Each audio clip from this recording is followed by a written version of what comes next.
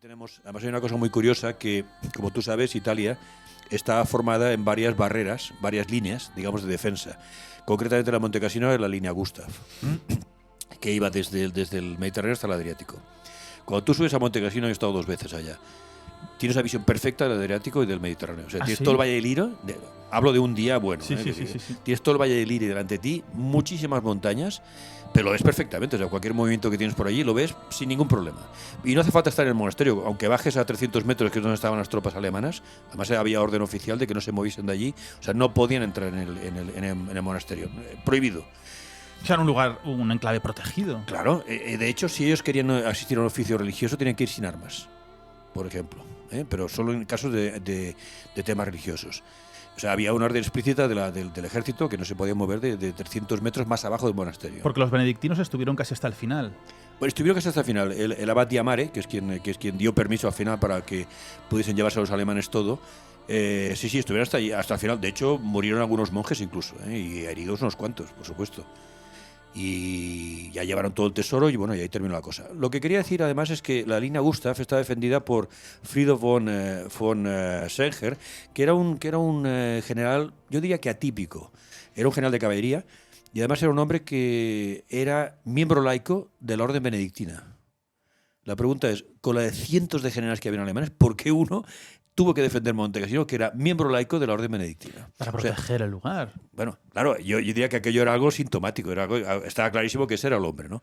Y él fue el hombre que dijo lo de llevarse todo el tesoro y ponerlo en asalvo. Tenía claro que los aliados no iban a cejar en un bombardeo sobre Monte Cassino, como fue en febrero.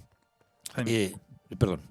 Sí, a ver, yo creo que, por poner un poco en contexto a todos los amigos que nos están escuchando, tenemos que establecernos en el momento en que el African Corps se ha rendido.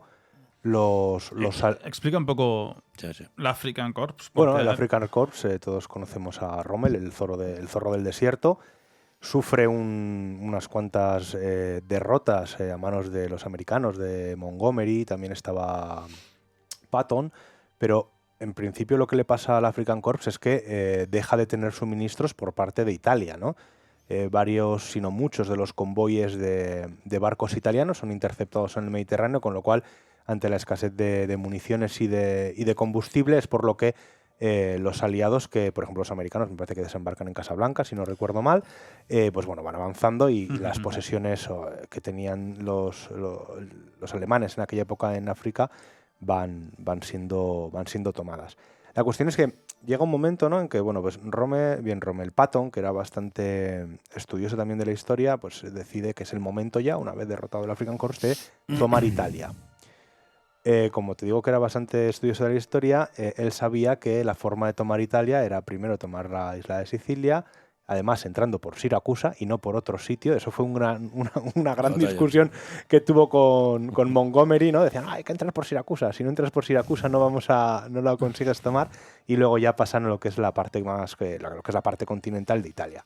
Como decía Felipe, hay varias líneas de defensa y concretamente en la línea Gustav, justo en medio, o más o menos en medio, es donde se sitúa Cassino, el pueblo, y luego la abadía de Monte Cassino, que está en una colina al lado.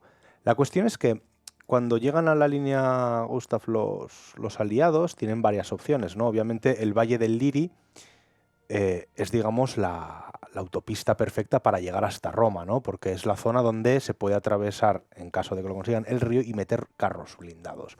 La zona costera estaba protegida por una línea de montañas, y aunque intentaron establecer una cabeza de puente y lo consiguieron en la ciudad de Anzio, me parece, ¿no? Que se llama, los alemanes que estaban defendiendo esa parte que sería la oeste de la línea Gustav, la que linda con el mar Mediterráneo, pues bueno, pues fueron hacia allí y los echaron y tuvieron que los aliados salir. Hubo, no sé si fueron 3 o 4 intentos creo que fueron 4 intentos de tomar la línea Gustav hasta que lo consiguen. La cuestión es, cuando tú ves la estructura de la línea Gustav, ves las diferentes posibilidades que tenían los aliados y ves que efectivamente la abadía de Monte Cassino podía haber sido sitiada con un contingente de 1000 o 2000 hombres. La podías haber sitiado, la rodeabas y ya está, porque realmente había, ¿cuánto? 40, 50.000 alemanes que se iban a quedar sin suministros, que es que si hubieses jugado a la guerra medieval, ¿no? De sitiar el castillo, en 2-3 meses esa gente estaba perdida. Se habrían tenido que rendir o morir de hambre. Y sin embargo, utilizan más de 100.000 soldados en tomar una colina que, bueno, podías tener estratégicamente hablando, pues esa posibilidad de observar a grandes distancias porque era un punto bastante elevado. Pero es que los alemanes ya habían anunciado que ellos no estaban en la abadía, ¿eh?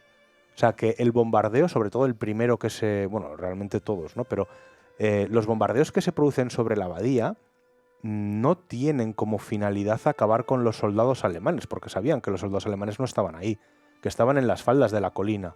Con lo cual, ¿qué es lo que buscaban los aliados bombardeando esa colina, concretamente la abadía? Luego sí que es verdad que una vez la abadía es destruida, los alemanes suben, porque ya no hay abadía, ya no hay nada. O sea, realmente, si alguien está interesado en ver cómo quedó la abadía, no hay más que ver las fotografías que hay por internet. O sea, a mí me recordaba a Belchite, ¿no? Cuando está aquí en la portada, ¿no? Lo tenemos del libro. Me recordaba un poco a Belchite, ¿no? A cómo quedó tras la Guerra Civil Española.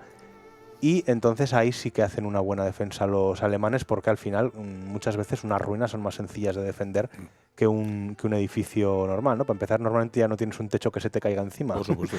Y tienes, sin embargo, un muro que te defiende de los ataques frontales. Y además está en una situación privilegiada en la que si la infantería aliada subía, porque desde luego tanques no podías meter y vehículos blindados tampoco, o sea, subías andando, subías en caballo o mula o lo que tuvieran, las ametralladoras alemanas los iban a barrer.